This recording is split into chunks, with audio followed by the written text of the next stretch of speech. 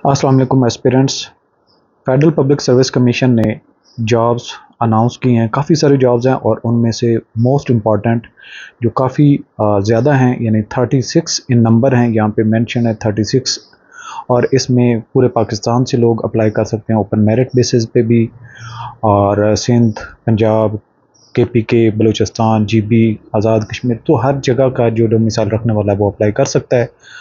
और इसकी last date है 2 जून 2025 और इसके लिए मिनिमम मास्टर क्वालिफ़िकेशन रिक्वायर्ड है। और 22 से लेकर 35 साल तक की एज के लोग अप्लाई कर सकते हैं। 30 साल होती है लेकिन 5 साल की इसमें जनरल रिलैक्सेशन है। मास्टर डिग्री रिक्वायर्ड है।